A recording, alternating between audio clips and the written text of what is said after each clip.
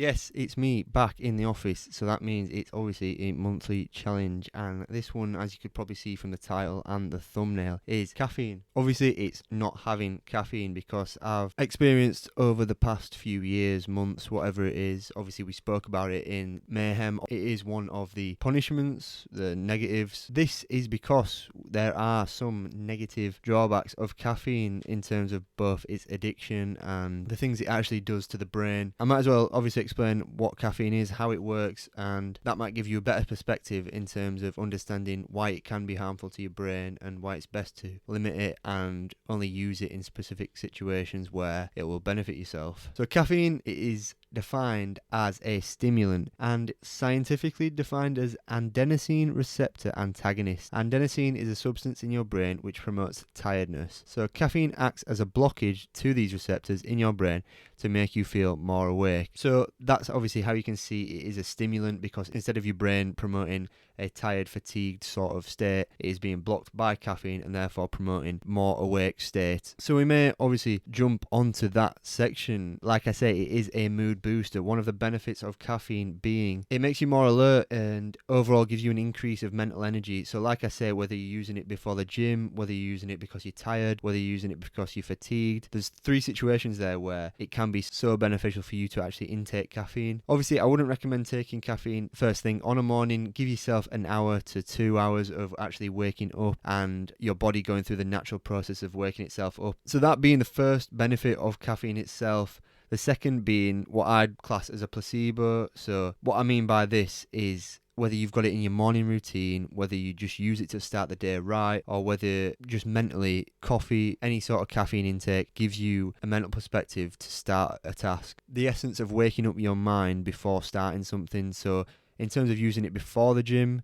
mentally, you know you've taken in caffeine, and then it can work as a placebo to obviously get you to start your task, to start your gym session, to start whatever you want, and genuinely just get you started. Now, moving on to the bad effects of caffeine as I've defined them. Firstly, being poor sleep. As we know, it is a stimulant, it wakes you up. So the time between obviously you consuming caffeine and going to bed should be a lengthy period, enough so that you're not disrupting your natural release of melatonin or increasing your circadian rhythm. You're not doing these before you go to sleep, so you're not going to affect your natural sleep cycle, because one study has actually showed that caffeine consumed 6 hours before bed reduces sleep time by 1 hour. Take that for example, if you're consuming caffeine even later than 6 hours before your supposed bedtime, then it's going to reduce your sleep time by even more. And as we know, sleep is literally the most important thing for rest, recovery, and general mental well-being. And not only that, if you're not getting enough sleep because you're consuming caffeine too late, you're also going to be stuck in the chaotic whirlpool cycle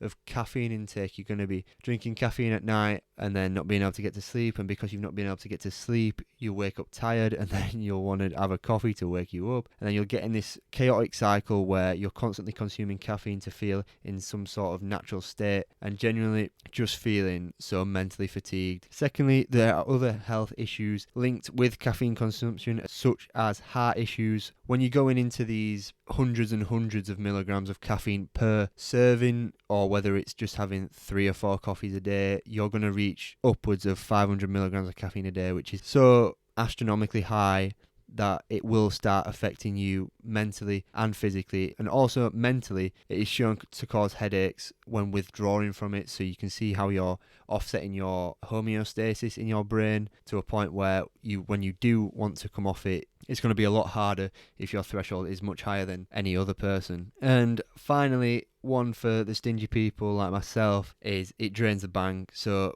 big brands equate big money. So Starbucks, Costa, and the like charge premiums on their coffee for their name, for their brand, for their fashion statement, which is a Starbucks or Costa cup. You're paying upwards of £3 to £4 per coffee at these places. And if you're consuming anywhere from 2 a day for a week and a month, on a consistent basis, you're looking at spending £7 per day, £35 per week, £140 per month, and £1,680 a year. Obviously, who won't benefit from an extra 1,600 quid at the end of the year? It's something to think about. It's something that could heavily impact your caffeine consumption. Obviously, there are ways around that, buying shop-bought coffee and the like, to considerably cut down your spending on coffee itself. Personally, that's a huge factor for me. I like to be stingy with my money. I like to save where I can. So the fact that I could possibly be spending £1,700 a year on coffee is ridiculous. So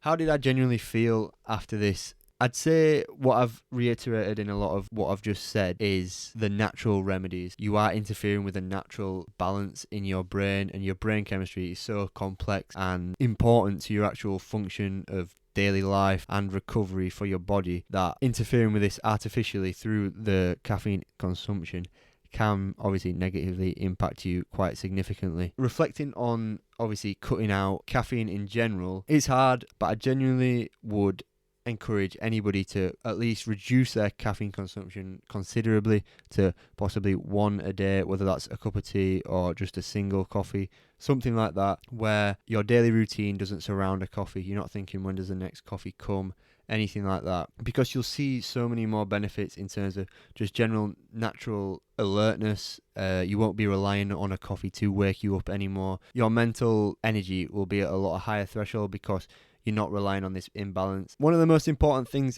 of caffeine is that it isn't a be-all, end-all of a negative substance. It's not just cut it out forever, never have it again, because once you do come off it and see, obviously, a natural way of waking up, going to sleep, everything like that, and you're not interfering with the cycle of that, you start to see how it can be a beneficial use, and why, obviously, if you're addicted or something like that, why you actually got caught onto it. Because when you consume caffeine after a considerable amount of time off it, you will see the incredible benefits of actually using a stimulant to benefit you when you need motivation, when you're crashing or anything like that. You get such a mental high, a spike in mental energy that it's almost priceless. And so you need to be mindful of it, and you need to use it in actual case and point uses. So only when you are needing a mental boost instead of relying on a mental boost to get you going. But I digress.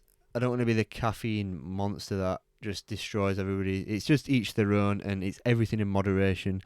As boring and plain as simple that sounds, that's pretty much everything. I mean, I'd highly recommend anybody to cut out some caffeine consumption for a considerable amount of time to see the benefits of caffeine itself, and use this probation period or rehab period to see that caffeine is beneficial to yourself, but only beneficial when used for its actual use of a stimulant instead of just a daily routine where you're consuming several coffees a day or anything like that. That's all I've got to say on the matter of caffeine. If you did like this video, make sure you give it a like, comment, subscribe, and I'll see you in the next one.